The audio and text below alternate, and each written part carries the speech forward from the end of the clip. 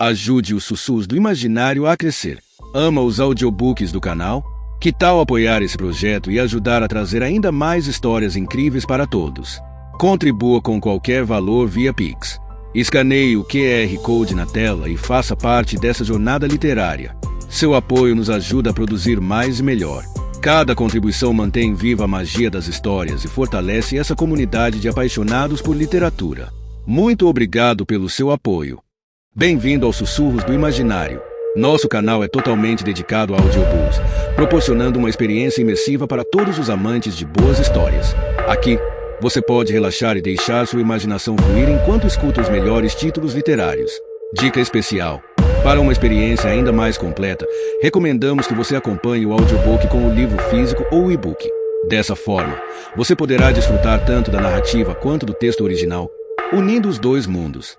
Pedimos desculpas especialmente aos deficientes visuais por quaisquer falhas que possam ocorrer nos audiobooks, como trechos em outras línguas, pequenos erros de narração ou tradução. Isso acontece porque utilizamos narração sintética para manter a produção dos áudios. Queremos ouvir você. Sugira nos comentários livros que gostaria de ver aqui no canal. Não se esqueça de curtir, comentar e se inscrever para ficar por dentro de todas as novidades. Obrigado por estar conosco e bons sussurros.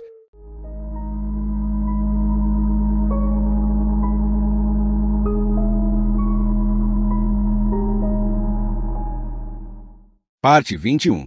Um rosnado começou a brotar em algum lugar no fundo de seu peito pesado, enquanto as pernas se encolhiam embaixo do corpo. Ele sentia o cheiro do homem, a mistura de suor e excitação, a carne macia grudada nos ossos. O rosnado ficou cada vez mais grave, até se transformar em um intenso e desestabilizante urro de fúria. Cujo deu um salto, saiu debaixo da varanda e investiu contra aquele homem horrível que lhe causará tanta dor. Durante aquele primeiro momento crucial, Bannerman não ouviu o rosnado grave e crescente de Cujo. Tinha chegado mais perto do corcel, e agora podia ver uma cabeleira encostada na janela, do lado do motorista. Seu primeiro pensamento foi que a mulher tinha levado um tiro, mas onde estava o buraco da bala? O vidro parecia ter sido atingido por uma pancada, não por um disparo. Então ele viu a cabeça se mexer. Não muito, apenas de leve, mas ainda assim. A mulher estava viva. Deu um passo à frente. Foi então que ouviu o rugido de Cujo, seguido por uma série de latidos enlouquecidos. O primeiro pensamento de Bannerman, Rusty, foi a lembrança de seu cetero irlandês, mas Rusty fora sacrificado 4 anos antes, pouco depois do caso de Frank Dodd.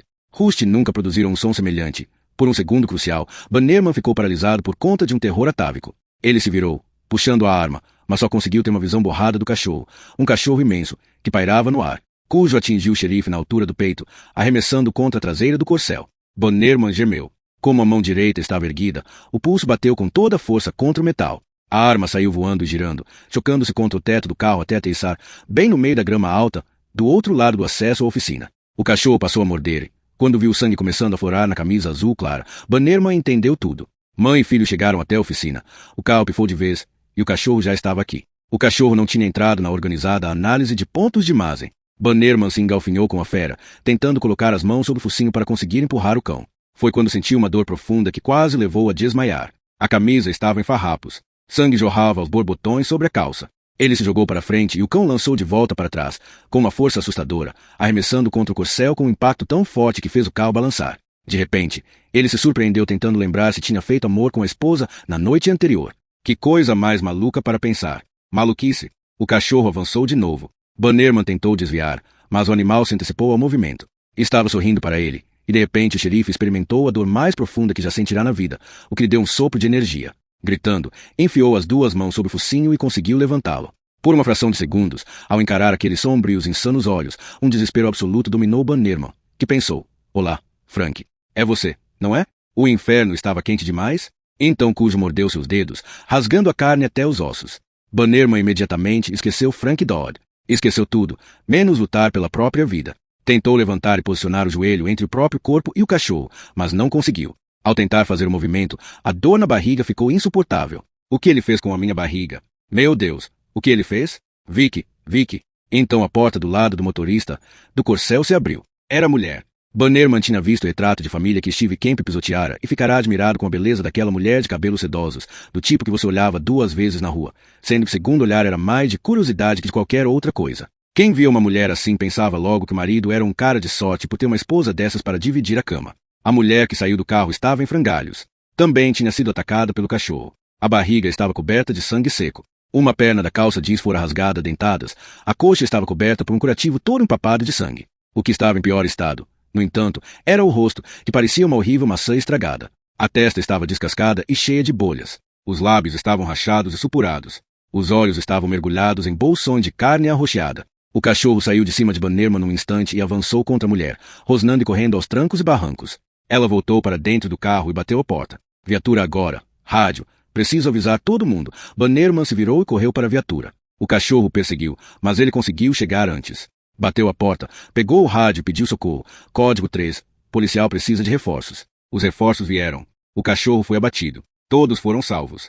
Tudo isso aconteceu em apenas 3 segundos, e só na mente de George Bannerman. Ao se virar para voltar à viatura, ele não se aguentou em pé e desabou no chão. Ai, Vicky, o que foi que ele fez comigo? O mundo era um sol que cegava. Era difícil enxergar alguma coisa. Bannerman se debateu, cravou os dedos no cascalho e enfim conseguiu se levantar. Olhou para baixo e viu o tubo grosso e cinzento do intestino se projetando para fora da camisa esfarrapada. A calça estava ensopada de sangue até os tornozelos. Fim de linha. Tinha sido ferido letalmente pelo cachorro. Segure as pontas, Bannerman. Se for para sair de cena, você vai sair de cena, mas não sem antes pegar o maldito rádio e dar o alarme. Segure as pontas e levante. O menino, meu Deus, será que o menino está lá? Aquilo fez com que se lembrasse da própria filha, Katrina, que estava entrando no 7º ano. Ela estava virando uma mocinha. Os seios já estavam começando a aparecer.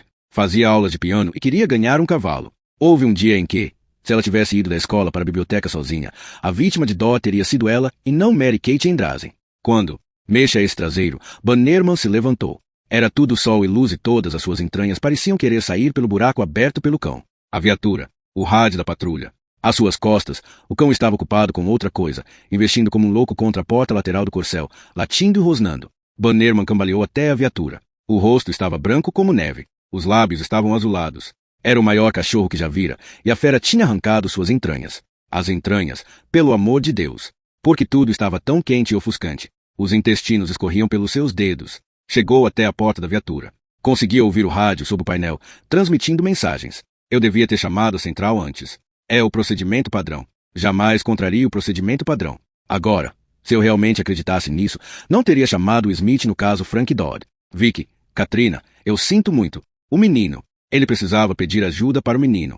Bannerman quase caiu, mas se apoiou na lateral do carro. E então ouviu o cachorro vindo atrás. Começou a gritar de novo. Tentou se apressar. Se pelo menos conseguisse fechar a porta. Meu Deus, ele tinha que fechar a porta antes que o cachorro pegasse. Meu Deus. Meu Deus. Tá, gritou de novo. Gritou e enterrou as unhas no rosto, balançando a cabeça de um lado para outro, quando Cujo se chocou contra a porta, fazendo o carro tremer. Tá, não, não. Meu amor, por favor. Quero papai, quero papai, quero papai. Então o cão parou, segurando Tad entre os seios. Donna virou a cabeça bem a tempo de ver Cujo derrubar o homem na hora em que ele tentava entrar na viatura. A força do impacto fez o sujeito soltar a porta. Depois disso, ela não quis ver mais nada. E desejou ser capaz de tampar os ouvidos, para não escutar os sons de Cujo tirando a vida daquele policial, fosse quem fosse. O maldito cachorro se escondeu, pensou, histericamente. Ele ouviu o carro chegando e se escondeu. A porta da varanda. Agora era a hora de ir até a porta da varanda. Enquanto Cujo estava ocupado, Donna pôs a mão na maçaneta, puxou e então empurrou a porta. Nada aconteceu. A porta não abria mais. Cujo finalmente conseguiu amassar tanto lataria que a porta emperrou de vez. Tad, Donna sussurrou de maneira febril. Tad, troque de lugar comigo, rápido. Tad, Tad tremia da cabeça aos pés. Os olhos estavam revirados de novo. Patos, disse o menino, com voz gutural. Vou ver os patos. Palavras para monstros. Papai. Arn. Estava tendo outra convulsão. Os braços se agitavam como se não tivessem ossos. Donna começou a sacudir o filho, tentando manter a boca aberta, tentando deixar a saída de ar desbloqueada. A cabeça zumbia de maneira monstruosa e Donna se apavorou, pensando que iria desmaiar. Aquilo era o inferno. Eles estavam no inferno. O sol da manhã entrava pelo carro e criava o efeito estufa, implacavelmente, sem dó nem piedade. Por fim, Tad se acalmou. Os olhos voltaram a se fechar. A respiração era muito rápida e rasa. Quando colocou os dedos no pulso do filho, Donna sentiu uma pulsação irregular, fraca, quase imperceptível. Olhou para fora. Cujo tinha mordido o braço do homem e o sacudia como um filhote sacudia um boneco de pano. Vez por outra, atacava o corpo sem vida. Sangue. Era muito sangue. Parecendo perceber que estava sendo observado, Cujo ergueu a cabeça. O focinho pingava. Olhou para Donna com uma expressão. Cachorros conseguiam ter uma expressão. Perguntou-se ela, que parecia demonstrar crueldade e pena. E mais uma vez ela teve a sensação de que os dois passaram a se conhecer intimamente e que não haveria trégua ou desfecho enquanto não levassem essa terrível relação até o ponto final. cujo avançou mais uma vez sobre o homem de camisa azul e calça caqui ensopadas de sangue. A cabeça do morto era jogada de um lado para o outro. Dona desviou o olhar. O estômago vazio doía de tanta acidez. A perna mordida doía e latejava. Com seus movimentos, a ferida se abriu de novo. E o Tad, como ele estava? Péssimo. Sua mente respondeu, sem clemência. E o que você vai fazer? Então? Você é a mãe dele. O que vai fazer? O que ela poderia fazer? De que serviria para Tad se ela saísse e fosse morta? O policial. Alguém tinha enviado o policial. Quando ele não desse sinal de vida, então, que seja rápido, pediu, com a voz vacilante. Que seja rápido, por favor. Eram 8 da manhã e do lado de fora ainda estava relativamente fresco, 25 graus. Ao meio-dia, a temperatura registrada no aeroporto de Portland seria de 38,9 graus, um novo recorde para a estação. Towson e Andy Mazen chegaram à delegacia da Polícia Estadual em Scarborough às 8:30 da manhã. Mazen passou a bola para Towson. Era o campo do colega, não dele, e de qualquer maneira Andy poderia acompanhar e ouvir tudo. O policial encarregado informou que Steve Kemp já estava a caminho do Maine. Até aí, tudo certo, mas Kemp continuava sem abrir o bico. A van tinha sido examinada com cuidado por técnicos de laboratório e peritos forenses de Massachusetts. Não havia nenhum indício de que uma mulher e um menino tivessem sido mantidos em cativeiro no veículo. Ainda assim, uma farmacinha exemplar foi encontrada no paralama da van. Maconha, cocaína numa embalagem de sal de frutas, 3 frascos de nitrato de amila e 2 bolinhas do tipo conhecido como Black Beauty. E o Corcel? Perguntou Andy a Towson, trazendo café para os dois. Onde é que está a merda do Corcel? Towson balançou a cabeça. O Bannerman já deu notícia. Não. Chame ele pelo rádio. Então. Diga que eu quero ele aqui quando Kemp chegar. A jurisdição é dele, então acho que cabe a ele o interrogatório. Tecnicamente falando, pelo menos. Towson voltou 5 minutos depois, parecendo perplexo. Não consegui falar com ele. Mazen. A central disse que ele não está atendendo. Deve estar longe da viatura. Meu Deus, aposto que ele está tomando café no Cozy Corner. Ele que se foda. A partir de agora, está fora da investigação. Andy Mazen acendeu um Pall Mall, tossiu e depois sorriu para Towson. Você acha que nós somos capazes de dar conta do Kemp sozinhos? Towson retribuiu o sorriso. Ah, acho que sim. Mazen assentiu. A coisa está começando a ficar feia. Towson, muito feia. Verdade. Estou começando a me perguntar se o tal Kemp não enterrou os dois na vala de uma estradinha qualquer, entre Castle Rock e Twickenham. Sugeriu Mazen, sorrindo de novo. Mas nós vamos dobrar o sujeito, Towson. Já dobrei tipos piores. Sim, senhor, concordou Towson, com respeito. Ele acreditava que Mazen conseguiria. Vamos dobrar esse sujeito, nem que a gente tenha que fazer ele suar 2 dias seguidos. Towson dava uma escapada a cada 15 minutos para tentar fazer contato com George Bannerman. Não conhecia bem o colega, mas tinha uma opinião mais favorável dele do que Mazen, e pensou que Bannerman merecia ser avisado do que Mazen tinha em mente. Quando deu 10 horas, Bannerman continuou sumido. Towson começou a ficar preocupado. Também ficou se perguntando se deveria avisar a Mazen sobre o silêncio do xerife ou se deixava quieto. Asterisco, asterisco, asterisco, Roger Braxton desembarcou no aeroporto de Nova York às 8:49. Pegou um táxi até a cidade e chegou ao Bilmore pouco antes das 9:30. A reserva era para 2? Perguntou o recepcionista. Meu colega precisou tratar de assuntos pessoais. Uma emergência. Que pena, disse o recepcionista, indiferente, e pediu a Roger que preenchesse um formulário. Enquanto Roger preenchia, o rapaz comentou com outro funcionário que tinha conseguido ingressos para o jogo dos Yankees no fim de semana. Roger se deitou na cama do quarto de hotel e tentou cochilar.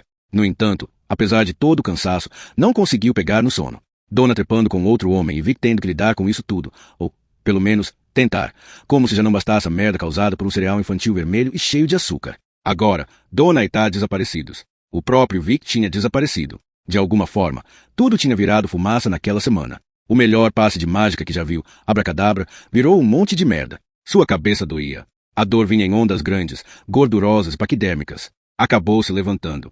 Não queria ficar sozinho com a dor de cabeça e os pensamentos funestos. Pensou que poderia ir até a Summers Market em Rissart, na esquina entre as ruas 47 Park, para dividir o pessimismo com outras pessoas. Afinal, a DeVos estava pagando, não era? Roger parou no saguão para pegar uma aspirina e saiu andando. A caminhada não melhorou em nada a dor de cabeça, mas foi uma oportunidade para ele renovar a relação de ódio que mantinha com Nova York. Não volto para esta cidade, pensou. Nem que tenha que trabalhar carregando engradados de Pepsi em um caminhão.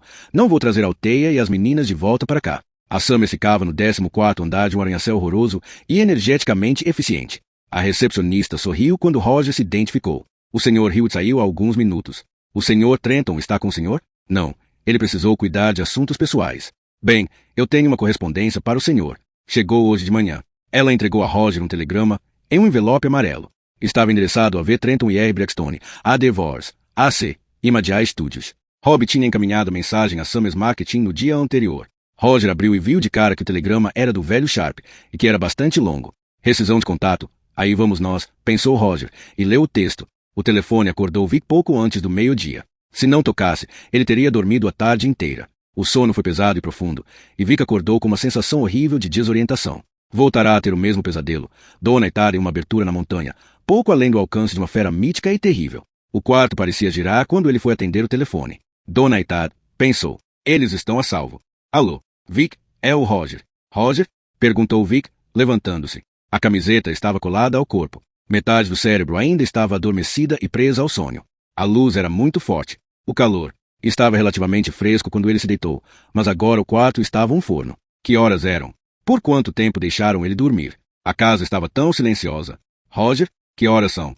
Horas? Bem, é meio-dia. O que? Meio-dia. Meu Deus do céu. Roger, eu ferrei no sono. O que aconteceu? Vic? Eles apareceram?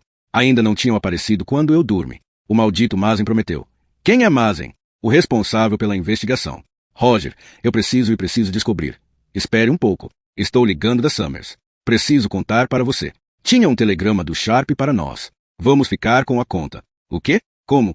Tudo estava indo rápido demais para ele. Dona, a conta. Roger, soando ilogicamente feliz. Tinha um telegrama nos esperando quando eu cheguei. O velho e o filho enviaram para Imadiai e Robin caminhou para cá. Leio. Faz só um resumo. O velho Sharp e o filho parecem ter chegado à mesma conclusão, só que por caminhos completamente diferentes. O velho enxerga o caso Zingers como uma repetição da Batalha do Álamo. Nós somos os mocinhos sitiados no forte, lutando para resistir aos invasores. Temos que nos manter unidos, um por todos e todos por um. Eu sabia que o velho pensaria assim, disse Vic, esfregando a nuca. Ele é um sujeito leal. Foi por isso que manteve a conta conosco quando saímos de Nova York. O filho ainda pretende se livrar de nós, mas não acha que é a hora certa. Ele acha que isso seria interpretado como um sinal de fraqueza e até mesmo de culpa no cartório. Dá para acreditar? Eu acredito em qualquer coisa que venha desse babaca paranoico. Eles querem que a gente vá até Cleveland para assinar um novo contrato de 2 anos. Já não são 5 e, quando o prazo acabar, é bem provável que o filho esteja no comando e dê um chute no nosso traseiro. Mas mesmo assim são 2 anos. Tempo mais que suficiente, Vic. Em 2 anos nós vamos estar com tudo. Podemos mandar. Roger, eu preciso. Eles pegarem um daqueles bolos horrorosos e enfiarem no cu. Eles também querem discutir a nova campanha e acho que vão aceitar o canto do cisne do professor Cereal Sharp. Ótimo, Roger, mas eu preciso descobrir que diabos está acontecendo com a dona e o Tad. Claro, claro. Foi uma hora horrível para ligar, mas eu não podia guardar isso só para mim, meu camarada. Eu teria estourado como um balão. Não existe hora errada para boas notícias, sugeriu Vic. Mesmo assim, senti uma pontada de ciúme, tão dolorosa quanto uma fratura exposta, ao ouvir o alívio e a alegria na voz de Roger, além de certa amargura por não poder compartilhar aqueles sentimentos. De qualquer maneira, quem sabe o episódio não fosse um bom presságio. Vic, me dê notícias assim que souber de alguma coisa. Certo? Certo. Obrigado por ligar, Roger. Vic desligou, calçou o mocassim e desceu as escadas. A cozinha ainda estava toda revirada, o estômago se contorceu lenta e vertiginosamente ao olhar para aquilo.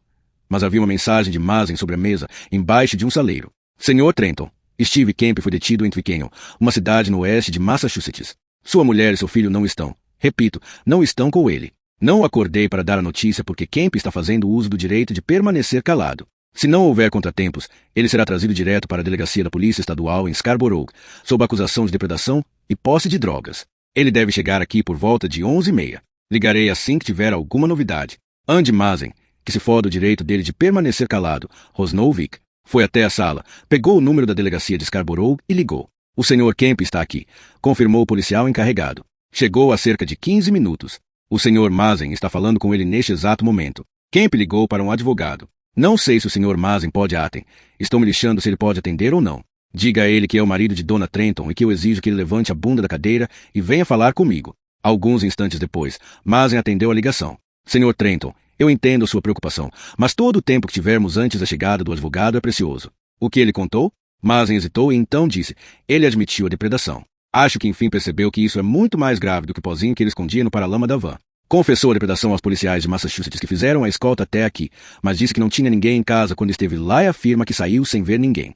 Você não acredita nessa merda? Acredita? Ele é bem convincente, falou Mazen, medindo as palavras. Eu não posso dizer se acredito ou não em alguma coisa até agora. Se eu conseguir fazer mais algumas perguntas. Nada da oficina de Camber? Não. Mandei o xerife Bannerman para conferir, com instruções para ligar imediatamente caso a senhora Trenton estivesse lá ou pelo menos tivesse passado pelo local. Só que ele ainda não entrou em contato. Isso está longe de ser conclusivo, não é? Perguntou Vic, irritado. Senhor Trenton, eu preciso desligar. Se soubermos. Vic bateu o telefone e continuou ali, no calor silencioso da sala de estar, com a respiração disparada. Depois subiu até o segundo andar. Ficou no alto da escada durante alguns instantes. Depois foi até o quarto do filho. Os caminhões de Tad estavam alinhados com cuidado contra a parede, estacionados a 45 graus. Olhar para os brinquedos partiu o coração de Vic.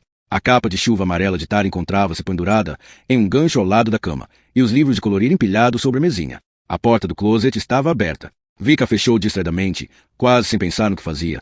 Colocou a cadeira em frente a ela. Sentou na cama do filho com as mãos sobre as pernas e olhou para o dia quente e claro lá fora. Becos sem saída. Nada além de becos sem saída. Onde eles estavam?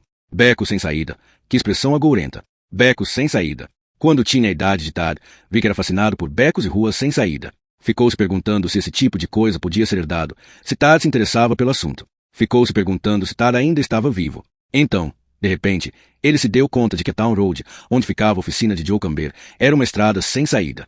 Olhou ao redor e percebeu que a parede em cima da cabeceira da cama de Tad estava despida. As palavras para monstros não estavam mais ali. Por que razão Kemp tiraria a folha de lá? Será que arrancou da parede por algum motivo absurdo que só ele conhecia? Mas, se Kemp esteve mesmo ali, por que não destruiu o quarto de Tad também? Becos sem saída e palavras para monstros. Será que Donna levou Corcel até a oficina do Camber? Vic tinha uma vaga lembrança da conversa que tivera com a esposa sobre o problema no bico da válvula. Ela tinha um pouco de medo de Joe Camber. Não era isso? Não, não era de Camber. Joe Camber só comia com os olhos. Era do cachorro que Donna tinha medo. Como era o nome dele? Eles tinham achado a situação engraçada. Tad chamando o cachorro. E mais uma vez ele ouviu a voz fantasmagórica de Tad, desesperada e perdida naquele quarto assustador e vazio no momento. Cujo. E então aconteceu algo que Vic guardou as 7 chaves pelo resto de sua vida, sem contar para ninguém. Em vez de ouvir a voz de Tad em sua mente, ele a ouviu de verdade, alta, solitária e aterrorizada, uma voz de despedida que vinha de dentro do closet. Vic deixou um grito escapar da garganta e se levantou da cama de Tad, com os olhos arregalados. A porta do closet estava se abrindo, empurrando a cadeira à frente dela, e o filho gritava, Cujo! E então Vic percebeu que não era a voz de Tad, era sua própria mente, exausta, esgotada, que tentava encontrar a voz do filho no barulho das pernas da cadeira escorregando no chão de tábuas pintadas. Era só isso, e havia olhos no closet. Ele viu olhos, vermelhos injetados terríveis. Um grito baixo escapou da sua garganta. A cadeira caiu sem nenhuma explicação lógica. E então Vic viu o ursinho de Tad dentro do closet, em cima da pilha de lençóis e cobertores. Eram os olhos de vidro do ursinho que ele havia visto. E nada mais. Com o coração batendo descompassado, Vic se levantou e foi até o closet. Sentia o cheiro de alguma coisa lá dentro, algo pesado e desagradável. Talvez fossem apenas as bolinhas de naftalina, que ele com certeza conseguia farejar no ambiente. Mas o cheiro era selvagem. Não seja ridículo. É só um closet, não uma caverna, nem a cova de um monstro. Vic olhou para o ursinho de Tad, que olhou de volta, sem piscar. Além do ursinho e das roupas penduradas, tudo era escuridão. Podia haver qualquer coisa ali. Qualquer coisa. Mas, claro, não havia nada. Você me assustou, urso, disse ele. Monstros. Fiquem bem longe deste quarto, disse o ursinho. Os olhos brilhavam. Não passavam de vidro, mas brilhavam. A porta está fora de esquadro. Só isso, comentou Vic. Ele suava. Grandes gotas salgadas corriam sem pressa pelo rosto, como lágrimas. Aqui não tem nada para vocês, respondeu o urso. O que há de errado comigo? Perguntou Vic. Será que estou ficando louco? Será que ficar louco é assim? A resposta do ursinho de Tad foi: monstros, deixem o Tad em paz. Vic fechou a porta do closet e ficou olhando, com olhos arregalados de criança, a lingueta se erguer. A porta se abriu mais uma vez. Eu não vi isso. Não posso acreditar nos meus próprios olhos. Bateu a porta e colocou a cadeira na frente outra vez. Depois pegou uma pilha considerável de livros de colorir e colocou sobre a cadeira, para fazer peso. Desta vez a porta não se abriu. Vic ficou ali, olhando para a porta fechada, pensando em estradas sem saída. Não havia muita circulação em estradas sem saída. Todos os monstros moravam debaixo de pontes, em closets ou no fim de estradas sem saída. Devia ser uma lei universal. Vic estava muito apreensivo. Saiu do quarto de Tad, desceu e se sentou na escada dos fundos. A mão tremia de leve quando ele acendeu um cigarro e olhou para o céu anil, sentindo-se cada vez mais apreensivo.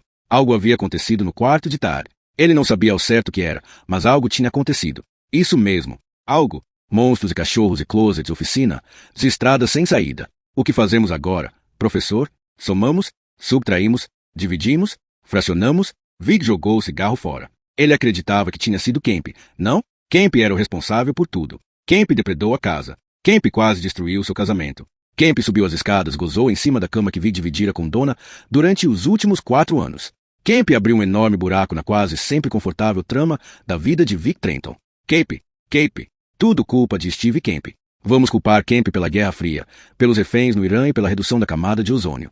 Tolice, porque nem tudo era culpa de Kemp. Era o caso Zingers, por exemplo. Kemp não tinha culpa alguma nisso. E Kemp não podia ser responsabilizado pelo problema no bico da válvula de injeção do corcel de Donna. Vic olhou para o velho Jaguar. Precisava sair para algum lugar. Ficaria maluco se continuasse em casa. Uma ideia seria ir até Scarborough, pegar Kemp pelo colarinho e sacudir até que ele confessasse, até que dissesse o que tinha feito com Donna e Tad. Só que até lá o advogado já teria chegado e, por incrível que parecesse, talvez conseguisse até soltar o sujeitinho. Soltar. O bico da válvula de injeção devia estar solto. Se fosse isso, o fluxo de gasolina até o carburador seria interrompido. Vic foi até o Jaguar e entrou, encolhendo-se ao sentir o calor do banco de couro. Saia logo. Vamos esfriar esse banco. Sair para onde? Para a oficina do Camber. Sua mente respondeu na hora. Mas isso seria burrice, não? Mas enviará o xerife Bannerman até lá com instruções para avisar imediatamente caso houvesse algo errado.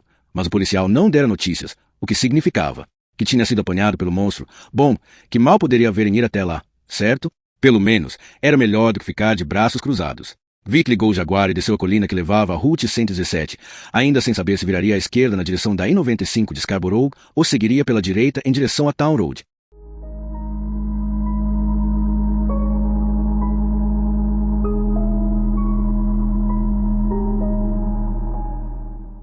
Parte 22. Parou no sinal até que alguém buzinasse atrás. Então virou abruptamente à direita. Que mal faria ir até a casa de Joe Camber? Ele chegaria lá em 15 minutos. Olhou o relógio e vi que era 12:20. Donna sabia que a hora tinha chegado. Talvez a hora já tivesse passado, mas ela teria que conviver, e quiçá morrer, com isso. Ninguém iria aparecer. Não haveria cavaleiro andante em corcel prateado subindo a Town Road. Travis MCG tinha outro compromisso. Pelo jeito, Tad estava morrendo. Ela precisou repetir em voz alta, um sussurro sombrio e vacilante. Tad está morrendo. Donna não conseguiu encontrar uma maneira de criar uma brisa que ventilasse o carro aquela manhã. A janela de seu lado já não abria mais, Zé do lado de Tad só deixava entrar calor. Na única vez em que tentou aumentar um pouco mais a fresta do vidro, Cujo saiu de onde estava, nas trevas da oficina, e correu até ali o mais rápido que pôde, rosnando cada vez mais. O suor já não escorria pelo rosto e pelo pescoço de Tad. Não havia mais suor. A pele estava seca e quente. Inchada e com aspecto fúnebre, a língua se projetava além do lábio inferior. A respiração estava tão fraca que Donna mal conseguia escutar. Por 2 vezes ela precisou colocar a cabeça contra o peito do filho para se certificar de que ele ainda estava respirando. Donna também estava passando mal. O carro era um forno. As partes metálicas estavam quentes demais para se encostar, assim como o plástico do volante. Donna estava com uma dor constante e latejante na perna, e tinha certeza de que a mordida do cachorro causará alguma infecção. Talvez fosse cedo demais para a raiva se manifestar. Implorava isso a Deus, mas as mordidas estavam vermelhas e inflamadas. Cujo não estava em um estado muito diferente. O enorme parecia ter se encolhido por baixo do cobertor de pelos castanho, desmanchados de sangue. Os olhos estavam turvos e quase inexpressivos, lembrando os olhos de um velho com catarata. Como uma velha máquina mortífera que aos poucos se desgastara e rumava para o fim, mas ainda muito perigosa, ele mantinha a guarda. Já não espumava mais. O focinho era uma monstruosidade seca e lacerada. Parecia um pedaço de rocha ígnea arrancado do leito de um velho vulcão. O velho monstro, pensou ela, incoerentemente, mantém a guarda. Aquela terrível vigília não teria passado de uma questão de hora. Só teria acontecido ao longo de toda a sua vida. Será que tudo que tinha se passado foi um sonho, apenas um breve intervalo antes do momento decisivo? A mãe revoltada e evitada por todos ao redor, o pai bem intencionado, mas ineficaz, as escolas, os amigos, os encontros e os bailes, tudo parecia um sonho, e a juventude parecia a velhice. Nada importava, nada havia senão um quintal silencioso banhado de sol, nada havia senão a morte, que continuava à espreita, implacável. O velho monstro mantinha a guarda e a vida do filho se esvaía. O taco de beisebol. Era tudo que restava a Donna agora. O taco de beisebol e, talvez, se ela conseguisse chegar até lá, alguma coisa na viatura do policial morto. Alguma coisa como uma arma. Ela começou a carregar Tad para a parte de trás do carro, arfando e gemendo, lutando contra as ondas de tontura que turvavam e escureciam a visão. Finalmente colocou o filho no banco traseiro, imóvel e silencioso como um saco de grãos. Donna olhou pela janela do passageiro, viu o taco de beisebol em meio à grama alta e abriu a porta. Na entrada escura da oficina, Cujo se levantou e começou a avançar devagar pelo cascalho, de cabeça baixa, em direção a ela. Era 12:30 quando Donna Trenton saiu do corcel pela última vez. Vic saiu da Maple Sugar Road e entrou na Town Road no momento em que a mulher estava indo pegar o velho taco e leste brade de Brett Camber no meio da grama alta. Ele dirigia em alta velocidade para chegar logo à casa de Camber, Queria dar uma conferida e então fazer o retorno e rodar para Scarborough, que ficava a cerca de 80 quilômetros de distância. Assim que decidiu ir até a oficina de Camber primeiro, sua mente começou a sussurrar, com requintes de crueldade, que ele estava caçando moinhos de vento. Vic nunca se sentirá tão impotente em toda a sua vida. Estava dirigindo a quase 100 por hora, tão concentrado na estrada que passou pela casa de Gary Perver antes de se dar conta de que o Ford de Camber estava estacionado ali. Meteu o pé no freio do Jaguar, queimando o pneu por 6 metros. A frente do carro empinou em direção ao asfalto. O policial devia ter ido à casa de Camber, mas não encontrou ninguém porque Joe estava ali. Olhou pelo retrovisor, viu que a estrada estava deserta e deu ré rapidamente. Entrou no terreno de Pervier e saiu do carro. Vic sentiu praticamente a mesma coisa que Joe Camber sentirá, 2 dias antes, ao descobrir as manchas de sangue, com a diferença que agora elas estavam secas e tinham a cor marrom, e o painel inferior rasgado da porta telada. Um gosto metálico e repugnante invadiu sua boca. Aquilo tudo fazia parte da história. De alguma forma, aquela cena estava relacionada com o desaparecimento de Donna e Tad. Entrou na casa e foi atingido na hora pelo cheiro, um fedor nauseante carregado de decomposição. Foram 2 dias quentes. Havia alguma coisa no corredor que levava ao hall de entrada que parecia uma mesa de canto caída, só que Vic estava mortalmente certo de que não era uma mesa de canto. Foi até a coisa que estava no hall, e não era mesmo uma mesa. Era um homem cuja garganta parecia ter sido cortada com uma lâmina extremamente cega. Vic deu um passo para trás. Começou a ter engulhos. O telefone. Ele precisava ligar para alguém e contar o que estava acontecendo. Foi em direção à cozinha e depois parou. De repente, todas as peças do quebra-cabeça se encaixaram em sua mente. Foi um instante de revelação demolidora, como se 2 metades de uma imagem tivessem se juntado para criar algo tridimensional. O cachorro. Aquilo era a obra do cachorro. O corcel estava na casa de Joe Camber. Estava lá o tempo todo. O corcel e... Ai, meu Deus, Donna. Vic se virou e correu para o carro. Donna quase caiu. Aquele era o estado atual de suas pernas. Conseguiu se manter de pé e se esticou para pegar o taco de beisebol.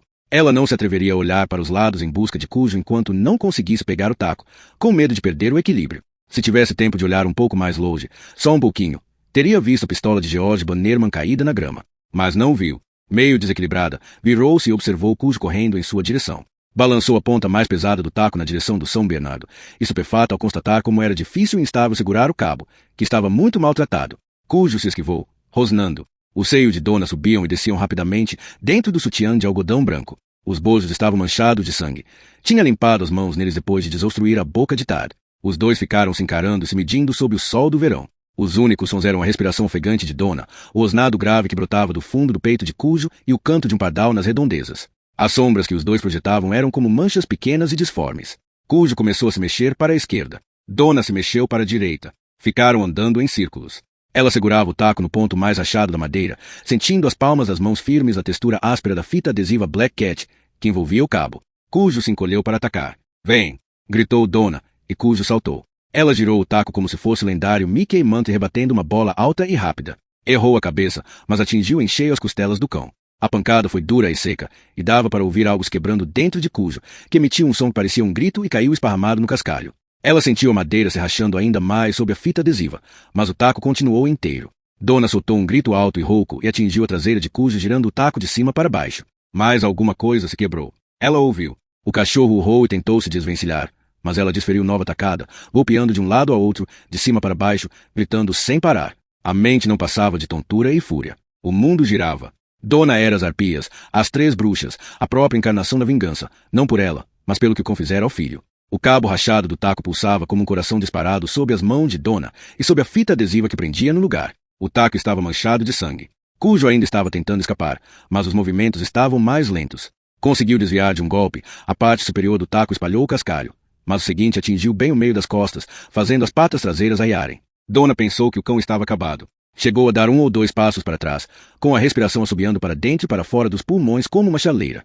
Então Cujo soltou um urro profundo de fúria e saltou sobre ela mais uma vez. Donna desferiu nova tacada e ouviu aquele som pesado e seco novamente, mas, enquanto Cujo saía rolando pelo cascalho, o taco finalmente se partiu em 2. A parte grossa saiu voando e atingiu a calota dianteira direita do corcel, fazendo um bom musical. Agora, só estava um pedaço de madeira rachado de 45 centímetros nas mãos de Donna. Cujo estava se levantando de novo, lutando para se levantar. O sangue jorrava de todos os poros do corpo. Os olhos brilhavam como as luzes de uma máquina de fliperama defeituosa. E, ainda assim, Donna tinha a impressão de que ele sorria. Vem, então, gritou ela. Pela última vez, a ruína moribunda que um dia fora Cujo, o cachorro manso de Brett Camber, saltou sobre a mulher que lhe causará todo o sofrimento.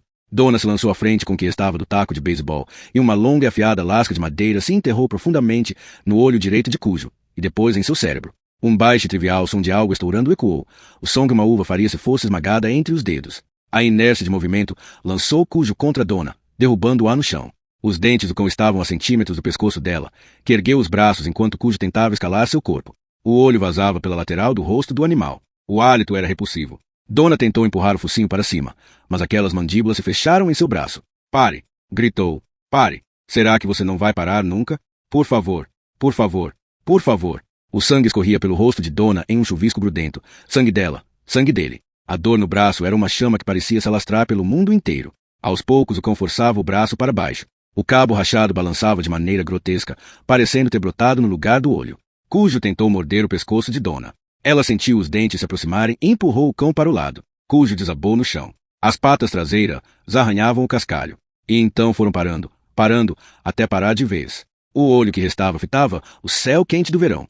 O rabo estava apoiado no queixo de Dona, tão pesado quanto um tapete persa. O animal inspirou com dificuldade e expirou. Inspirou com dificuldade e expirou. Depois emitiu um som de ronco. De repente, um filete de sangue escorreu pela boca. E então Cujo morreu. Dona Trenton uivou em triunfo. Tentou se levantar uma vez, caiu, mas conseguiu se erguer. Deu 2 passos vacilantes e tropeçou no corpo do cachorro, caindo e arranhando os joelhos. Engatinhou até onde estava a outra metade do taco, cuja ponta estava manchada de sangue. Pegou e se levantou mais uma vez, apoiando-se no capô do corcel. Cambaleou de volta até onde Cujo estava e começou a golpear o corpo do cão. Cada pancada de cima para baixo terminava em um impacto seco sobre a carne do cachorro. Faixas pretas de fita adesiva dançavam e voavam pelo ar quente. Lascas se soltavam e se enfiavam nas palmas das mãos de Dona, e o sangue escorria pelo pulso e pelo antebraço. Dona ainda gritava, mas a voz tinha desaparecido naquele primeiro uivo de triunfo, e o que estava era uma série de rosnados que pareciam coachos. Ela soava como o próprio Cujo pouco antes de morrer. O taco se erguia e descia. Ela continuava golpeando o animal morto. Às suas costas, o jaguar de Vic entrava no terreno de Camber. Vic não sabia bem o que esperar, mas com certeza não era aquilo. Estava com medo, mas, ao ver a esposa, aquela ali era a mesma Dona, diante daquela coisa retorcida e achatada no acesso à oficina, golpeando sem parar com um objeto que parecia o tacape de um homem nas cavernas, aquilo transformou o medo em um pânico brilhante prateado que quase obscureceu seu pensamento. Por um instante que pareceu uma eternidade que ele jamais admitiria para si mesmo depois, Vic teve o impulso de engatar a ré no jaguar e ir embora, sair dirigindo para sempre. O que estava acontecendo naquele lugar silencioso e ensolarado era monstruoso. Em vez de fazer isso, desligou o carro e saltou. Dona! Dona! Ela pareceu não ouvir, nem sequer perceber que ele estava ali. As faces e a testa tinham queimaduras de sol horrorosas. A perna esquerda estava em farrapos empapada de sangue. E a barriga parecia rasgada. O taco de beisebol subia e descia. Ela guinchava. Sangue voava do corpo sem vida do cão. Dona! Ele agarrou e tirou o taco de beisebol das mãos dela. Jogou longe e segurou a esposa pelos ombros nus. Ela se virou para vê-lo. Tinha os olhos vazios e opacos, e o cabelo todo desgrenhado, como de uma bruxa. Ela olhou para ele, balançou a cabeça e se afastou. Dona, querida, meu Deus, disse Vic, com delicadeza. Era Vic, mas Vic não podia estar ali. Era uma miragem. Era a doença do cão começando a agir, provocando alucinações. Dona se afastou, esfregou os olhos, mas ele continuava ali. Ela estendeu a mão trêmula, que logo foi recolhida pela mão forte da miragem. Uma sensação boa. As mãos doíam ensandecidamente. Vu? Sussurrou ela, com um fiapo de voz vacilante. Vu, Vic? Sou eu, amor. Sou eu. Onde está o Tad? A miragem era real. Era ele. Ela queria chorar, mas não tinha lágrimas. Os olhos se limitavam a se mexer nas órbitas, como rolamentos superaquecidos. Vic? Ele enlaçou a esposa. Onde está o Tad? Dona. Carro. Doente. Hospital. Ela mal conseguia sussurrar agora, e até isso não duraria muito. Em pouco tempo, só conseguiria mover os lábios. Mas não fazia diferença. Fazia? Vic estava ali. Ela e Tad estavam salvos. Ele deixou Dona e foi até o carro. Ela ficou ali, olhando fixamente para o corpo do cão. No fim das contas, não foi tão ruim assim. Foi? Quando o que estava em jogo era sobrevivência. Quando você só podia contar com as próprias fichas. O que sobrava era a vida ou a morte, e tudo isso era perfeitamente normal. O sangue não parecia tão ruim agora, muito menos os miolos escorrendo para fora da cabeça rachada de Cujo. Nada parecia ruim agora. Vic estava ali e eles estavam salvos. Ah, meu Deus! Exclamou Vic, a voz se erguendo em meio ao silêncio. Dona olhou e viu o marido tirando algo do corcel. Um saco de alguma coisa. Batatas? Laranjas? De quê? Ela fez compras antes de tudo aquilo? Fez, mas chegou a levar as sacolas para casa. Ela e Tad levaram tudo para dentro. Usaram um reboque de brinquedo. Então o que? Tad tentou dizer, e correu até o filho. Vic levou Tad para a sombra da lateral da casa e deitou o filho no chão. O rosto estava muito pálido. O cabelo parecia palha sobre o crânio frágil. As mãos ficaram apoiadas na grama, parecendo não ter peso suficiente para partir os ramos. Vic pôs a cabeça no peito do filho. Olhou para Donna. O rosto estava lívido, mas ele mantinha a calma. Há quanto tempo ele morreu? Donna? Morreu? Donna tentou gritar. A boca se mexeu como a boca de um boneco de programa infantil em uma TV sem som. Ele não está morto. Não estava morto quando coloquei no banco traseiro. Como assim? Ele está morto? O que você está dizendo? Seu imbecil? Donna tentou dizer tudo isso com uma voz sem voz. Será que a vida de Tad acabou no exato momento em que acabava a vida do cão? Era impossível. Nenhum Deus, nenhum destino poderia ser tão monstruoso e cruel. Ela correu até lá e empurrou o marido. Vic, que esperava qualquer coisa menos aquilo, caiu de bunda no chão. Donna se agachou diante do filho. Pôs as mãos sobre a cabeça dele. Abriu a boca, fechou as narinas, soprou um sopro sem voz para dentro dos pulmões de Tad. Na entrada do terreno, as sonolentas moscas do verão haviam descoberto os corpos de Cujo e do xerife George Bannerman, marido de Victoria, pai de Katrina. Não tinham preferência entre o cão e o homem. Eram moscas democráticas. O sol cozinhava tudo, triunfante. Faltavam 10 minutos para 1 da tarde e os campos tremulavam e dançavam no verão silencioso. O céu era de um azul profundo. A previsão de tia Evie tinha se confirmado. Donna soprava nos pulmões do filho. Soprava. Soprava. O filho não estava morto. Ela não tinha passado por todo aquele inferno com Tad para ele morrer no fim. Não podia ser assim. Não podia ser assim. Ela soprava. Soprava. Soprava nos pulmões do filho. Donna ainda fazia isso quando a ambulância chegou, 20 minutos depois. Não deixará Vic chegar perto do menino. Quando ele se aproximava, ela mostrava os dentes e rosnava, sem emitir som. Atordoado pela dor quase a ponto da distração, absolutamente convencido, no último nível de consciência, de que nada daquilo poderia estar acontecendo, Vic entrou na casa de Joe Camber pela porta da varanda, a mesma que fora alvo de tantos olhares do desejo de Donna. A porta interna que dava para a casa estava destrancada. Vic usou o telefone. Quando saiu, Donna ainda continuava fazendo respiração boca a boca no filho morto. Ele começou a andar na direção da esposa, depois desviou. Foi até o corcel e abriu o porta-malas. O calor rugiu para ele como um leão invisível. Como a esposa e o filho conseguiram sobreviver ali, desde a tarde de segunda até o meio-dia de quarta. Parecia algo impossível de acreditar. Embaixo do forro do porta-malas, onde ficava o estepe, Vic encontrou um velho cobertor. Sacudiu bem e colocou sobre o corpo mutilado de Bannerman. Sentou-se na grama e depois ficou olhando para Town Road e para os pinheiros mais além. Sua mente flutuava com serenidade. O motorista da ambulância e os 2 enfermeiros primeiro colocaram o corpo de Bannerman na unidade de resgate de Castle Rock. Depois se aproximaram de Donna, que mostrou os dentes. Os lábios ressequidos formaram a frase, ele está vivo. Vivo. Quando um dos enfermeiros tentou com delicadeza erguer e tirar Donna dali, foi mordido. Mais tarde, precisaria ir ao hospital para fazer tratamento contra a raiva. O outro enfermeiro veio ajudar. Ela encarou os 2. Ambos se afastaram com cautela. Vic continuava sentado na grama, com o queixo apoiado nas mãos, olhando para a estrada. O motorista da ambulância trouxe uma seriga. Houve luta. A seriga quebrou. Tad estava deitado na grama. Tad continuava morto. A sombra que ele projetava era um pouco maior agora. Mais 2 viaturas chegaram. Roscoe e Fisher estavam em uma delas. Quando o motorista da ambulância informou que George Bannerman tinha morrido, Roscoe começou a chorar. Os outros policiais foram até Donna. Houve outra luta, breve e furiosa, até que Donna Trenton enfim foi afastada do filho por 4 homens suados e esbaforidos. Como ela quase se libertou de novo, Roscoe e Fisher, ainda chorando, se juntou aos colegas. Donna gritava sem emitir som, jogando a cabeça de um lado para outro. Outra seriga apareceu, e desta vez conseguiram injetar na pele. Da ambulância saiu uma maca que os enfermeiros levaram até o local onde Tad estava deitado. Tad continuava morto e foi colocado na maca. Teve um lençol colocado sobre o corpo. Ao ver a cena, Donna redobrou os esforços. Libertou uma das mãos e começou a agitar o braço com violência. Então, de repente, conseguiu se desvencilhar. Donna chamou Vic, colocando-se de pé. Meu amor, acabou. Por favor, deixe ele ir. Ela não foi até a maca onde estava o filho, e sim até o taco de beisebol. Pegou e começou a atacar o cachorro de novo. As moscas saíram voando em uma nuvem verde brilhante. O som do taco atingindo a carcaça era pesado e terrível. Lembrava-o de um matadouro. O corpo de Cujo se erguia do chão a cada pancada. Os policiais fizeram menção de correr até ela. Não, disse um dos enfermeiros, com calma. Alguns instantes depois, Donna simplesmente desabou. O taco de Brett Camber rolou de sua mão.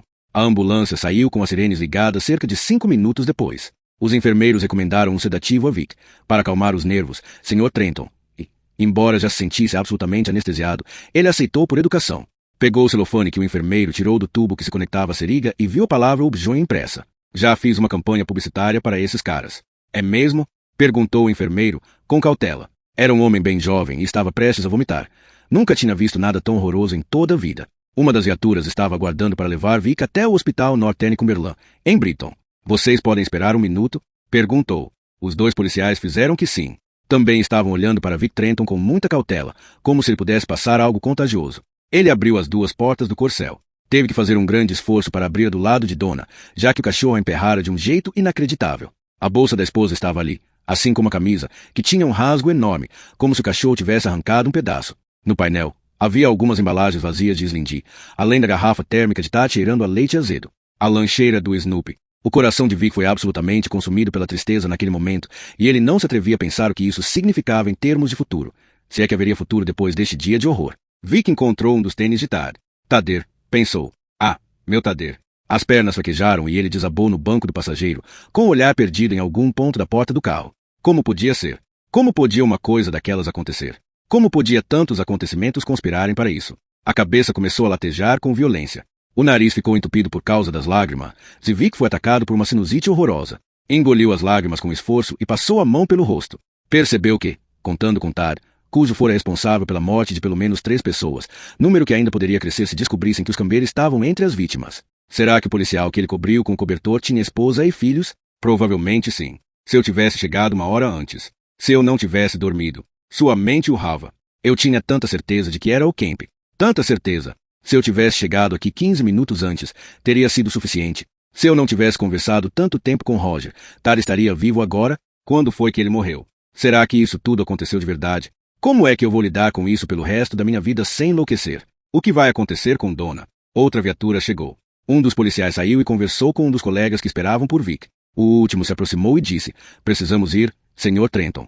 Quentin me avisou que os jornalistas estão vindo para cá. Tenho certeza de que o senhor não vai querer falar com eles. Não mesmo, concordou Vic, levantando-se. Nesse meio tempo, avistou algo amarelo de canto de olho. Era um papel enfiado no banco de Tad. Puxou e viu que eram as palavras para monstros que ele escrevera para acalmar o filho na hora de dormir. A folha estava amassada e rasgada em 2 lugares. Também estava manchada de suor e quase transparente. Monstros, fiquem bem longe deste quarto. Aqui não tem nada para vocês. Nada de monstros embaixo da cama do Tad. Vocês não cabem ali embaixo. Nada de monstros se escondendo no closet do Tad. Lá é muito apertado. Nada de monstros olhando pela janela do Tad. Não tem onde se segurar do lado de fora. Nada de vampiros, lobisomens ou bichos que mordem. Aqui não tem nada para vocês. Ninguém machuca o Tad, ninguém encosta no Tad esta. Não conseguiu ler mais. Amassou a folha de papel e atirou no corpo do cachorro morto. O papel era uma mentira sentimental cujos sentimentos eram tão artificiais quanto a cor daquele maldito cereal vermelho. Era tudo uma mentira. O mundo estava cheio de monstros e todos eles conseguiam morder os inocentes e os descuidados. Vic foi conduzido até o carro, sem impor resistência. Os policiais o levaram. Como George Bannerman, Tad Trenton e Donna Trenton já haviam sido levados antes. Depois de algum tempo, uma veterinária apareceu em um utilitário. Ela olhou para o cão morto, colocou longas luvas de borracha e pegou uma serra circular. Ao perceberem o que ela ia fazer, os policiais olharam para o outro lado. A veterinária cortou a cabeça do São Bernardo e colocou em um grande saco de lixo. Mais tarde, seria enviada para a agência de vigilância sanitária, onde o cérebro seria testado para hidrofobia. Assim, Cujo também se foi. Eram 15 para as 4 da tarde quando Holly pediu para Charity atender o telefone. Seu rosto estampava um pouco de preocupação. Parece alguma coisa oficial. Cerca de 1 hora antes, Brett cedera as intermináveis súplicas do primo e fora com ele até o parquinho, no centro comunitário de Stratford. Desde então a casa estaria silenciosa, não fossem as vozes das irmãs conversando sobre os velhos tempos. A parte boa dos velhos tempos, corrigiu mentalmente Charity. Como a vez em que, ao cair o caminhão que levava os fardos de feno, o pai aterrissara bem em cima de uma bosta de vaca, mas nenhuma menção às vezes em que ele batera nelas até que não conseguissem mais sentar, por conta de alguma travessura real ou imaginária, ou a vez em que elas entraram sem pagar no Cinema Met, em Lisbon Falls, para ver Elvis em Ama-me com Ternura. Mas não a vez que a mãe teve o crédito cortado na Red White e saiu da mercearia aos prantos, deixando para trás uma cesta, cheia de verduras e legumes diante dos olhares curiosos de todos. Como a época em que Red Timmins do alto da rua estava sempre tentando beijar Holly quando voltavam da escola, mas não que Red perdeu um braço quando o trator virou sobre ele em agosto de 1962. As duas descobriram que não havia problemas em abrir os closets, contanto que não resolvessem remexer no que estava no fundo, porque o passado podia estar à espreita, pronto para morder. Por 2 vezes, Charity abriu a boca para dizer a Holly que ela e Brett voltariam para casa no dia seguinte, e por 2 vezes desistiu, tentando encontrar uma maneira de dizer aquilo sem levar Holly a pensar que não tinham gostado da acolhida. O problema fora momentaneamente esquecido quando ela se sentou à mesinha de telefone, com uma xícara de chá ao lado. Estava um pouco ansiosa, ninguém gostava de receber durante as férias, a ligação de alguém que soava oficial. Alô? Holly viu o rosto da irmã perdendo a cor e ouviu quando ela disse: O quê? O quê? Não, não. Deve haver algum engano. Estou dizendo, deve haver. Charity ficou em silêncio. Alguém estava dando uma notícia terrível, pensou Holly. Ela percebeu que, aos poucos, o rosto da irmã se fechava mais, embora não fosse capaz de ouvir o que estava sendo dito do outro lado da linha, apenas os abafados. Más notícias do Maine. Para ela, nenhuma novidade. Tudo bem que se sentasse ao lado de Charity na cozinha banhada pelo sol da manhã para uma xícara de chá, para laranjas, uma conversa sobre como entravam sem pagar no cinema Match. Tudo bem, mas isso não mudava o fato de que todos os dias que se lembravam da infância traziam consigo alguma má notícia. Cada peça do quebra-cabeça de sua infância se encaixava para criar uma imagem tão horrível que Holly não teria realmente se importado se nunca mais visse a irmã mais velha de novo. Calcinhas e sutiãs puídos de que as colegas de escola caçoavam. Colher batatas até as costas do Eren. Caso ela se levantasse rápido demais, o sangue descia a cabeça tão rápido que Holly tinha a impressão de que iria desmaiar. Red Timmins. Foi preciso que ela e Charity tivessem muito cuidado para não mencionar o braço de Red, tão esmagado que não houve outra saída senão amputar. Mas, quando Holly soube da notícia, até que ficou feliz, muito feliz. Porque Holly se lembrava de Red atirando uma maçã contra ela, atingindo seu rosto, fazendo o nariz sangrar e as lágrimas correrem. Ela se lembrava de Red lhe dando beliscões e rindo. Ela se lembrava de jantar biscoito com pasta de amendoim quando a situação em casa estava pior do que de costume. Ela se lembrava de como o casebre fedia no auge do verão. Era cheiro de merda. Se quisesse saber, não era nada agradável. Más notícias do Maine. Mesmo com tudo isso, por algum motivo insano que as duas jamais discutiriam, nem que vivessem 100 anos passassem os últimos 20 lado a lado, Charity preferiu continuar levando aquela vida. Tinha praticamente perdido a beleza. Os olhos estavam cheios de rugas. Os seios eram caídos. Mesmo no sutiã, eram caídos. A diferença entre as duas era de apenas 6 anos, mas alguém que visse as irmãs pela primeira vez poderia muito bem dizer que era de 16. E o pior de tudo era que Charity não parecia nem um pouco preocupada em condenar o filho inteligente e adorável ao mesmo tipo de vida, a menos que Brett fosse esperto, a menos que ele conseguisse perceber. Para os turistas, Holly pensou com uma raiva e uma amargura que todos os bons anos não conseguiram apagar. Aquela era a terra das férias. Para quem nascia na região, não passava de um lugar carregado de más notícias, dia após dia. Até que uma bela tarde você acordava e se olhava no espelho e a imagem do outro lado era a de Charity Camber. E agora vinham mais notícias terríveis do Maine, a terra de todas as notícias terríveis. Charity desligou o telefone. Ficou olhando para o aparelho enquanto o chá esfriava na xícara. Joe morreu, anunciou de repente. Holly inspirou fundo. Os dentes estavam frios. Porque você veio, teve vontade de gritar. Eu tinha certeza de que você traria tudo isso com você, e foi exatamente o que aconteceu. Ah, querida, disse. Tem certeza? Era uma ligação de Augusta. O homem se chamava Mazen e era do gabinete do procurador-geral. O que houve? Foi um acidente? Charity olhou diretamente para ela. E Holly ficou chocada e aterrorizada ao constatar que a irmã não parecia alguém que tinha acabado de receber uma notícia terrível. Parecia até alguém que tinha recebido uma boa notícia. As linhas do rosto estavam mais suaves. Os olhos estavam sem expressão, mas aquilo seria choque ou despertar para novas possibilidades. Se tivesse visto o rosto de Charity Camber quando a irmã conferiu os números do bilhete premiado, Holly saberia. Charity? Foi o cachorro. Foi o cujo. O cachorro? Primeiro ela ficou confusa, sem conseguir ver nenhuma ligação possível entre a morte do marido de Charity e o cachorro da família. Depois entendeu. Os desdobramentos do acontecimento lhe vieram nos mesmos termos do braço esquerdo terrivelmente ferido de Red Timmins. Então Holly disse em um tom mais agudo e incisivo: o cachorro? Antes que Charity conseguisse responder, se tivesse meios para isso, ecoou o som de vozes alegres no quintal. Primeiro a voz alta e aguda de Jim Jr., depois a de Brett Camber, baixa e divertida. E então o rosto de Charity se alterou. Ficou aflito. Era o rosto de que Holly se lembrava e que tanto odiava. Uma expressão que deixava todos os rostos iguais. Uma expressão que ela sentirá vezes demais no próprio rosto, nos velhos tempos. Meu filho, disse Charity. Holly, como é que eu vou dizer ao Brett que o pai dele morreu? Holly não tinha resposta para a pergunta. Só conseguiu olhar para a irmã, impotente, e desejar que os dois nunca tivessem vindo visitá-la. Cão raivoso mata 4 em 3 dias de terror era o título que estampava a manchete da edição noturna do Evening Express de Portland. A chamada dizia: estado de saúde da única sobrevivente inspira cuidados. A manchete do Press Herald no dia seguinte dizia: pai conta a luta da mãe para salvar filho. Na edição noturna, a história foi relegada à parte inferior da primeira página. Dona Trenton responde bem a tratamento, diz médico. E na matéria complementar: cão não era vacinado.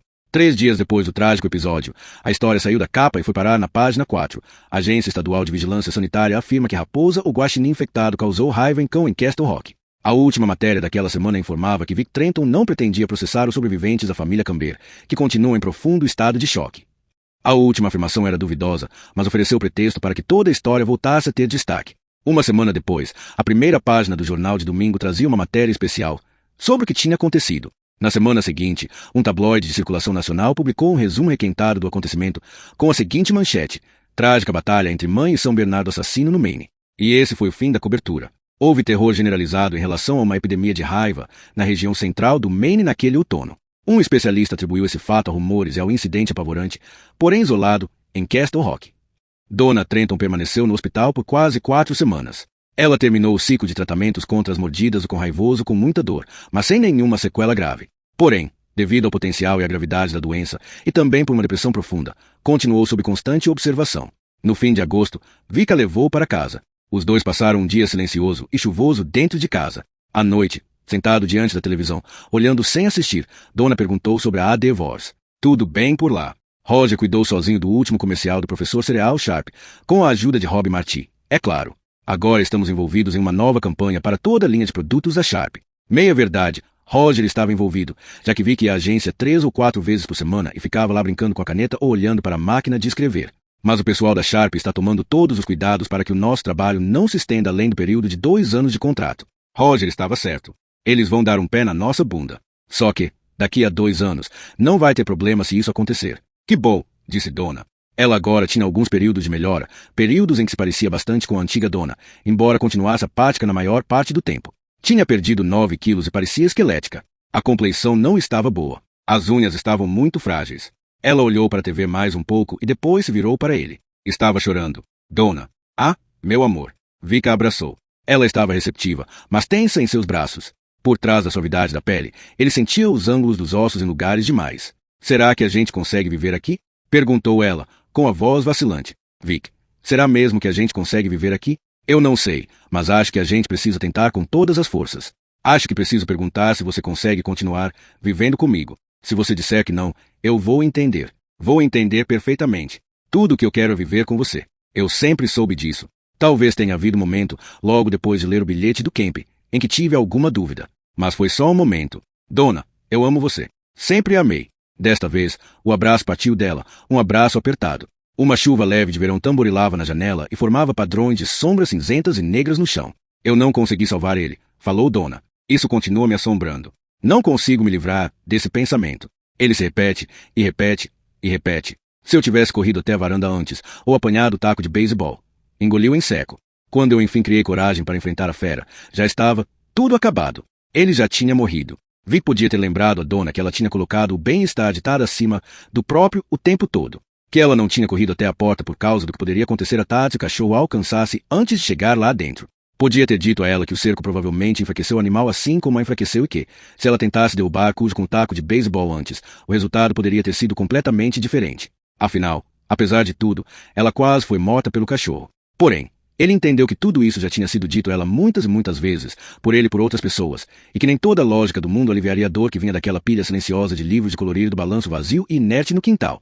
A lógica não aliviaria a terrível sensação de fracasso. Só o tempo poderia fazer essas coisas, e mesmo assim com imperfeição. Eu também não consegui salvar ele, disse Vic. Eu tinha tanta certeza que era o Kemp. Se eu tivesse ido para a oficina mais cedo, se não tivesse caído no sono, se não tivesse falado com o Roger ao telefone. Não, disse ela, com gentileza. Não faça isso. Eu preciso fazer. Acho que você precisa também. A gente vai ter que tocar a vida. É o que todo mundo faz, não é? Vamos tocar a vida e nos apoiar. Eu vejo Tad, sinto a presença dele em todos os lugares. Eu também. Vic e Roger haviam doado todos os brinquedos de Tad para o Exército de Salvação 2 sábados antes. Quando terminaram, voltaram para a casa de Vic e ficaram assistindo ao jogo de beisebol, sem falar muito. Quando Roger foi para casa, Vic subiu, sentou-se na cama de Tad e chorou até parecer que as lágrimas arrancariam todas as suas entranhas. Chorou e quis morrer, mas não morreu e voltou ao trabalho no dia seguinte. Faz um café para a gente, pediu ele, dando um tapinha no bumbum da esposa. Vou acender a lareira. Está frio aqui. Está bem. Vic? Oi? Eu também amo você. Obrigado. Acho que eu precisava ouvir isso. Ela deu um sorriso pálido e foi fazer o café. E assim eles sobreviveram aquela noite, embora Tad continuasse morto. E então tocaram a vida no dia seguinte. E no outro.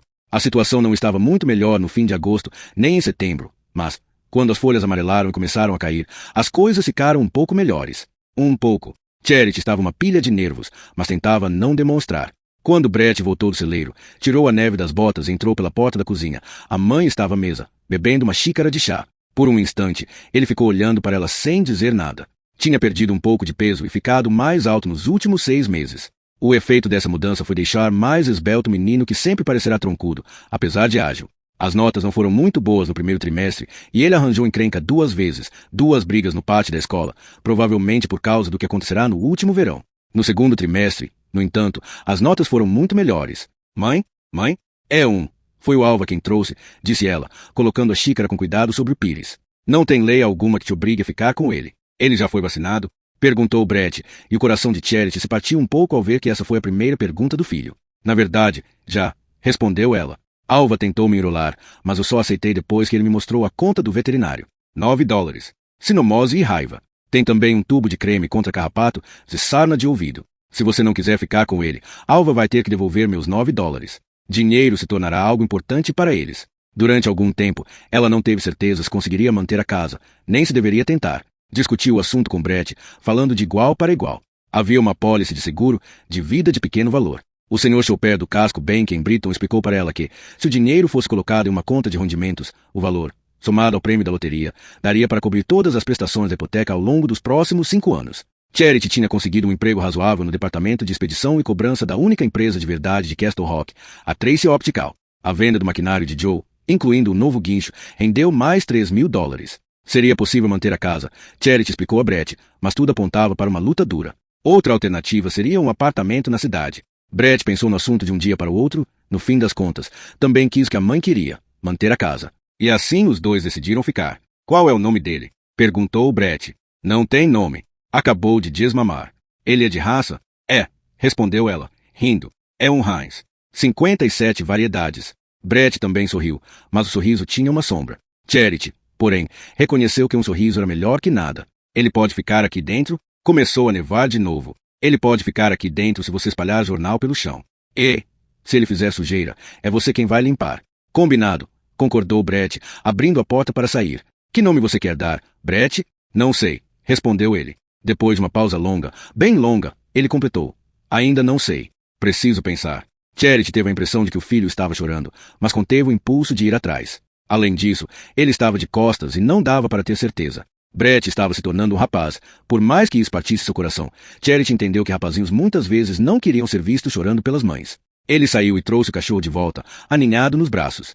O animal continuou sem nome até a primavera, quando, por uma razão que nenhum dos dois saberia explicar, começaram a chamá-lo de Willie. Era um cachorro pequeno, esperto de pelo curto, que tinha muito de terrier. De alguma forma, tinha mesmo cara de Willie. O nome pegou. Mais tarde, naquela mesma primavera, Charity ganhou um pequeno aumento e começou a guardar $10 por semana para a faculdade de Brett. Logo após os acontecimentos mortais na propriedade dos Camber, os restos de Cujo foram cremados. As cinzas foram embora com o lixo e depois lançadas na estação de tratamento de esgoto de Augusta. Não seria injusto ressaltar que Cujo sempre tentou ser um bom cachorro. Tentou fazer todas as coisas que o homem, a mulher, acima de tudo, o menino pediam ou esperavam que fizesse. Teria morrido por eles, se fosse preciso. Cujo nunca quis matar ninguém. Ele foi levado a isso, possivelmente pelo destino, ou talvez apenas por uma doença degenerativa dos nervos chamada de raiva ou hidrofobia. O livre-arbítrio não teve nenhuma influência. A pequena caverna em que Cujo escorregou ao perseguir o coelho nunca foi descoberta. Em determinado momento, por qualquer motivo vago que pequenas criaturas pudessem ter, os morcegos se mudaram. O coelho não conseguiu sair e morreu, lenta e silenciosamente, de fome. Até onde eu sei, os ossos continuam lá, ao lado dos ossos de outros animais que tiveram o azar de cair naquele buraco antes.